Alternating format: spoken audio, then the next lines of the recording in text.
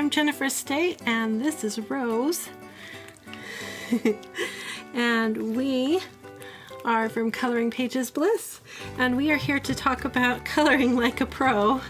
I just put lotion on my hands and she loves it. Huh? Okay, that's enough. Sit down. Okay, so we're here to talk about shading this time. We're on video number 6 in my Color Like a Pro series. 8 total videos.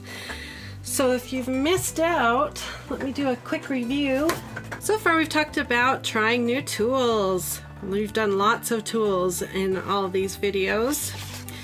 We've talked about choosing our colors. So if you need help with choosing colors, then video number 2 is your source for help on that.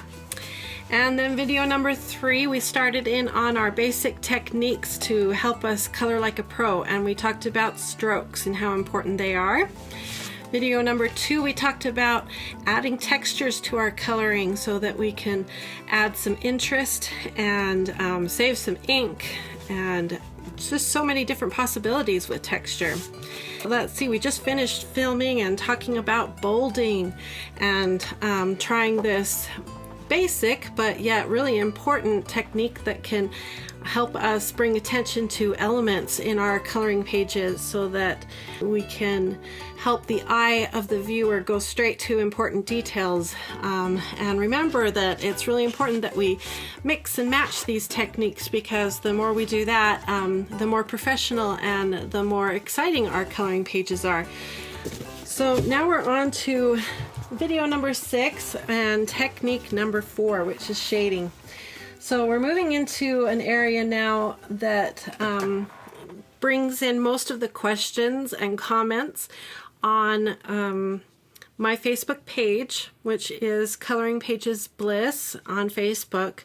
Come and follow me there. I post a lot of my coloring pages, and both colored, and also I post all my new art and videos. Everything goes there, and we can answer questions there and talk about the art. And a lot of people ask about blending and shading, and so in this episode we're going to talk about shading, end of coloring, and this is where things get exciting and we can really add depth and make our art look really professional. But this is also where we need practice and patience, is in especially these 2 techniques. So let's get started. Shading basically involves one color, and it's going across a value scale from dark to mid to light in tones. It creates depth, it can create shadows, and it's a gradient. So we have values. Like I said, it's generally with one pencil, one color, and it's generally done like with this with pencil crayon. We did it with pushing harder, laying down more pigment and color, and then here we've almost gone to white, and in fact you can just go to white and you get this light tone. Here I've done the gradient, the shading with crosshatch, which we discussed back when we were talking about strokes. The very first technique we talked about crosshatching, and I mentioned that we would discuss crosshatching again. Crosshatching can be done in a way to create texture, it can be done to create feeling and to cover areas, but it can also be done to create shading. Here, when you do it for shading, here you did it with just one line, and then to add a little bit more depth in your shading, you do a cross, so you've got 2 lines crossing, and then here you might have 3 lines crossing, and then here you've got 4 lines crossing, and you're pushing harder, and you keep building up these crosses until you get the depth of the value that you want. And when you're done, you end up with a really nice, almost hair-like or fur-like finish. So if you were coloring something like the head of a boy or a girl, or maybe a tiger or a bear, a crosshatch shading would be a perfect choice to go to. And you could even blend in some different colored pencil crayons here to give even more depth with different colors. But of course right now we're just talking about shading. So a crosshatch is a really good technique to practice, and like I said, it's just done with little X's, and you start with 1 stroke and then 2 strokes and then 3 strokes, and keep building up those strokes. And it's a really fun method to do. It just takes a little practice and away you go. Not really difficult. So that's a crosshatch. This is a linear way of doing shading, which is just again with strokes. Those very important strokes. I told you they would be important. This is just laying down lines. These are light, widely spread, well, relatively widely spread lines of the same colored pencil going across here.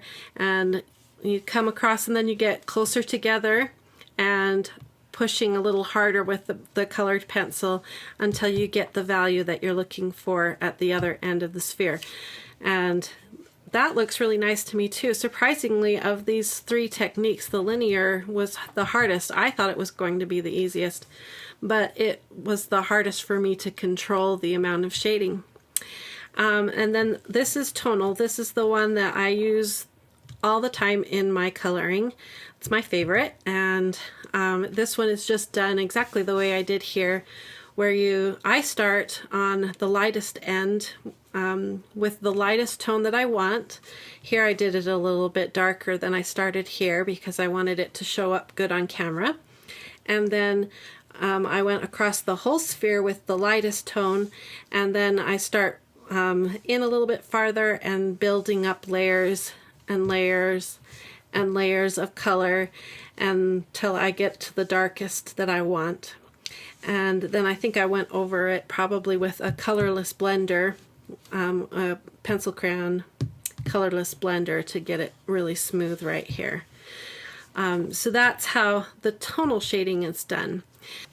A good thing to note about pencil crayons on paper is when you sit down to do your shading, you're going to have your area on your paper, and the first thing you'll notice on the paper you're working on is when you draw your line with your pencil crayon. And this is one thing that I didn't like about pencil crayon for the longest time, was the speckling that you get when you work with pencil crayon.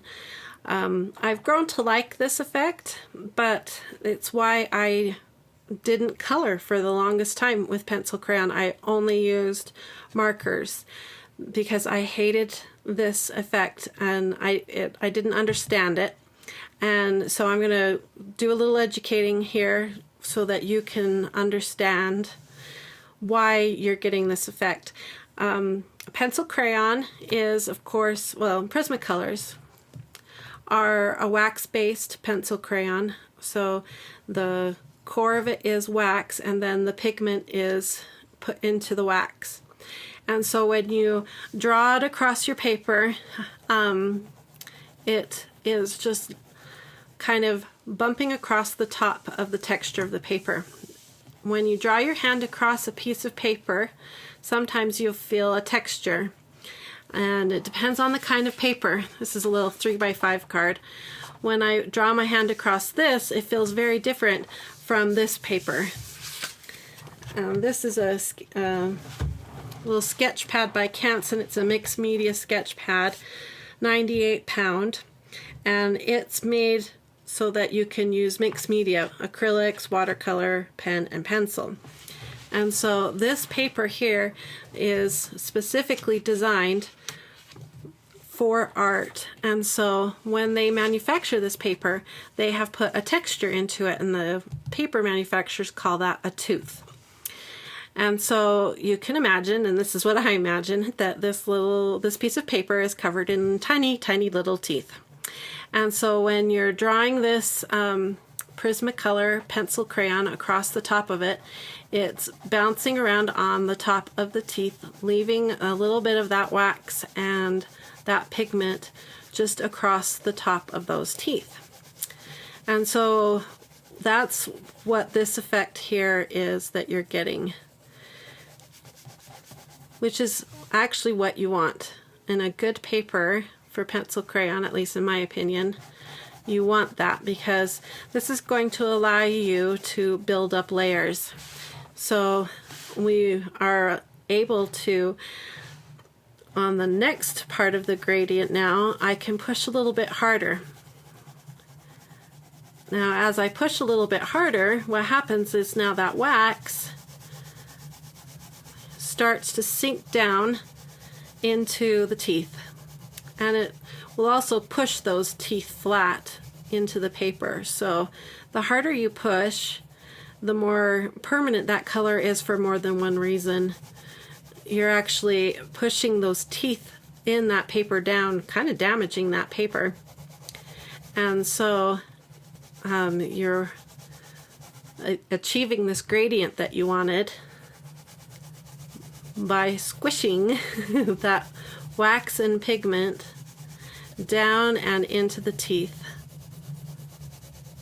of the paper. I'm just going to go ahead and let you watch me build up this gradient.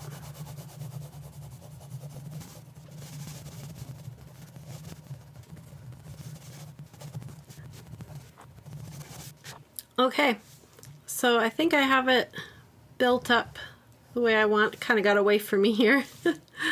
But in the end here, the reason we can get it so thick, and I'm going to move it in the light here so you can see, is I've pushed so hard that I've filled all those teeth with the wax and the pigment. And I'll move it, and hopefully the studio lights will catch it in such a way that you can see how much wax I had to lay down to get that effect. So that's how I would build a gradient, a shading gradient with pencil crayon. So once I learned why this was happening and how to use it to my advantage, I started to like the pencil crayons more, and then I started to learn more techniques of how to smooth this out and eliminate some of this. And in the next video, in video number 7, where we talk about the 5th technique, the blending, I'm going to show you some more techniques that smooth this out even more so that these white spaces disappear and it almost looks like marker. And so tune in for the next technique in video 7 to see that you don't have to work quite so hard and rub quite so hard with the pencil to get this to happen. And you don't have to use so much of your Prismacolors and your fancy pencil crayons to make this happen. So I'll show you that in the next video, but I wanted to show you how to accomplish a shading gradient value with just a pencil, and that's how you would do it and why it works. So you can, with the markers now, you can accomplish the same thing. They have, this is my Tombow set that I mentioned in the very first video. They have a special pen that comes with the sets that's a colorless blender. That's this one right here. And you can achieve a shading gradient value like this as well. The way I do it is I have this is just a piece of white paper inside of a zipper bag. And so the way I do this, they have a blending kit that you can pick up, but I've been too busy investing in the pens to be able to invest in the blending kit. So I have just been using a plastic bag for my blending kit. So what I do is I lay down my I love that squeak. Of course it wakes Rose up every time. Sorry, Rose. And then you use your colorless blender and you pick up that ink into your colorless blender. Can you see that? And then you just start to color with it. And I kind of roll the pen a bit and just keep bringing it out until your pen goes clear. And I turned it by accident at the very end and I got a little bit more. And then I usually have a scratch piece of paper where I clean the nib really good to get any leftover pigment out. So that's how my Tombos work. And you can also do some blending with the Tombos, not just the single color shading, but actually two color shading, blending I mean. And so I'll show you that in the next video as well with the Tombos. And then with my gel pens, I have a whole video on how I do blending and shading with the gel pens, so check that out. But in fact, let me show you in my coloring book here some of that. You can see the blending and shading that I've done with the gel pens. Right here you can see the shading that I did, and I'll show you how that's done. The gel pens are water-based and they're really wet when they come out. And so what I do is I kind of get it started and lay down where I want the darkest part of the gradient. You got to be really careful not to hurt your paper underneath, which I think I just did. Got a little carried away. And then you use your finger and you can pull out your gradient just like that. Let's do it again. Wasn't that fun? Okay, so we're going to lay down the darkest part of our gradient.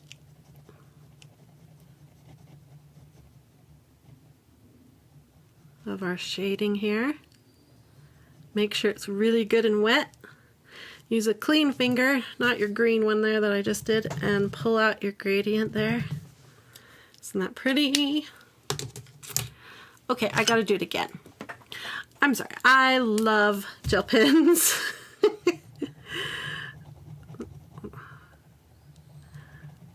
And this one's not coming out as good. So when they don't come out as good,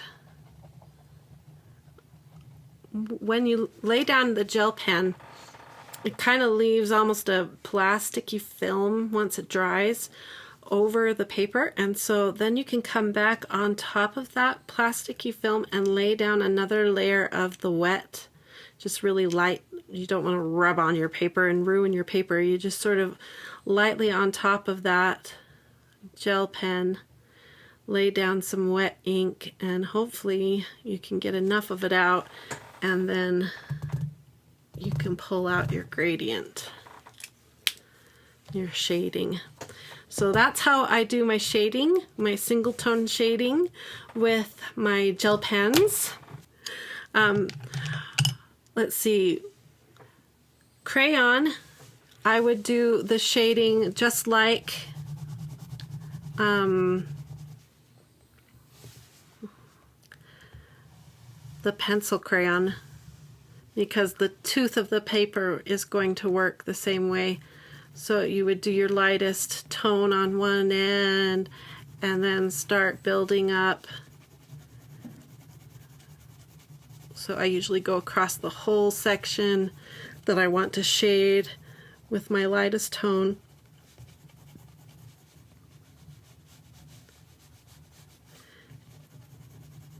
And then go back again and start building it up.